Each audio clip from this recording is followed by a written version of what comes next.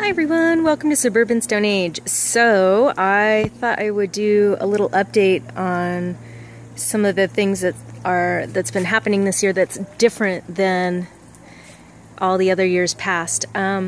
Okay, so we made it through the drought and we didn't get El Nino in Southern California quite like we had hoped, but we did get, I measured about 10 inches of rain. So that was a lot more than the 6 and 3 inches of rain that we got in previous years, which was so incredibly low. It was actually traumatizing. And it fundamentally changed the way that I view the yard.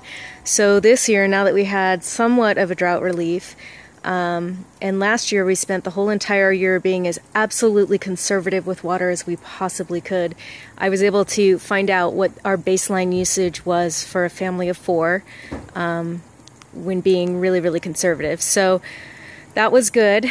And then this year, I decided that it takes water to make water. So I sort of shifted my philosophy and I began adding to the landscape things like ponds and water gardens. And it's a little counterintuitive because you would think that a pond such as this and a water garden like you see back there by the fence would use more water than it saved. So it would be more water intensive, but I've actually found the opposite, and I'll explain why. Okay, so here's a view of the full summer garden. And yes, it is true that I absolutely love having a pond, and it's so relaxing and so beautiful to look at, but its true function is twofold. First of all, it actually acts as a reservoir. So I've done fish keeping before, and I'm a firm believer that water changes are the most important thing you can do, whether it's a pond or an aquarium. But you should really do regular water changes to keep your system healthy. And the same goes for this pond. So I do weekly water changes, probably about 20% of the pond. But all that pond water goes to irrigate my garden. So none of it's really wasted. It's charged with fish nutrients. It's fed right into the ground, and then the ground is mulched, so it's actually much more efficient than overhead sprinklers would be. Yes, the pond does lose some water to evaporation, but again, I'm finding that the numbers show that it's still better than irrigating with the traditional sprinkler system that we've used in times past.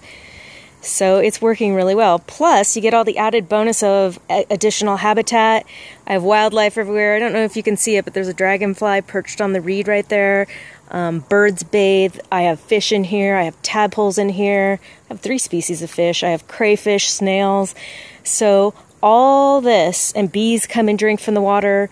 And as you know, we live in Southern California, and during high summer, I mean, it doesn't rain here from probably May through October.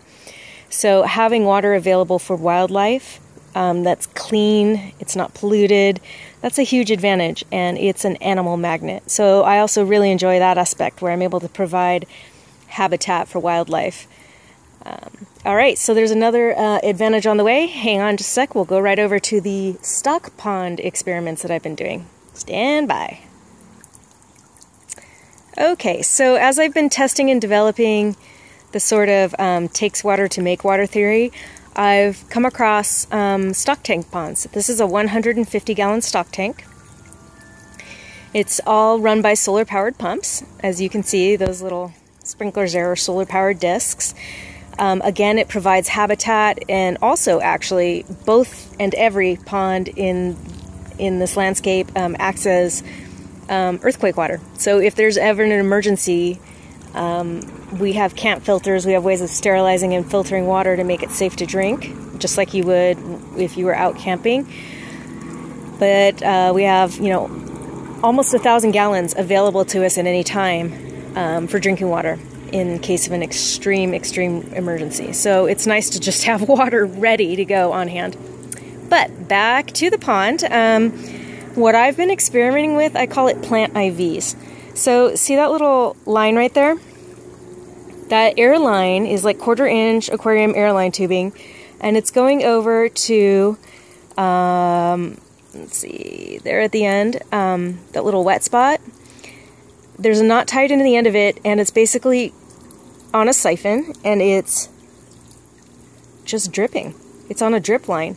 So it's a very slow drip, but it's constantly adding moisture to the soil at a very slow rate, but it's keeping these trees alive. So it's a drip irrigation system, basically.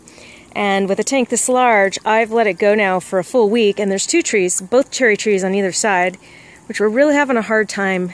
That's a cherry tree too. They were really having a hard time back here. It's very dry. There's no other irrigation.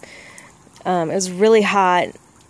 They just weren't doing well. So my hopes are that by putting them on an IV with the stock tank here, will help them to thrive for the rest of the summer, get some good roots, make the soil more moist, and that'll also kickstart the soil as far as drawing in earthworms and just adding a little moisture and all that good stuff.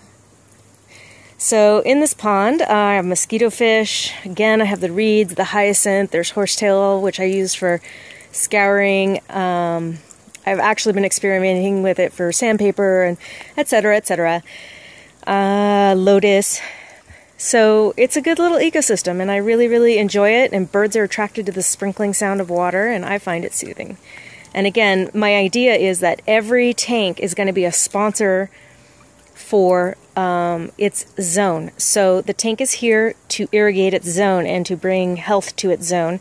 And this tank is sponsoring these 2 cherry trees, and probably will sponsor more shrubs and stuff on the ground as we build up a guild and begin to transform the space.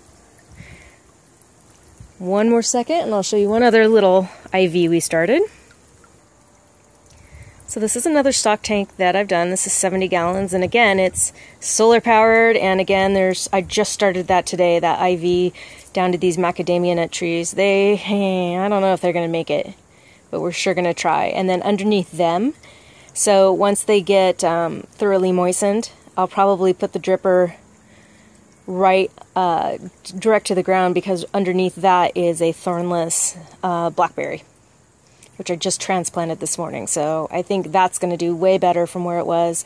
It'll have more consistent moisture, it'll have more sun. And then in here is where my chickens used to be. I don't have chickens right now, and even though that's a beehive, I don't have bees either. That's just hanging out because I like it. But this used to be my chicken pen, and I'm taking a break from chickens right now. They were really loud in the morning, and they weren't compatible with my dogs. And I love them. I enjoy their company very much, but they were also really hard in the yard with the scratching. So I think probably what I will do is over this winter investigate what it will take to maybe do quail in this space instead. In the meantime, this stock tank is going to sponsor this area here that has traditionally been really hot and dry. It's shady back there in that little nook. You can't see all the way back. There's shade cloth, and it doesn't get hot back there, and that's where the chickens would hang out in the heat of the day.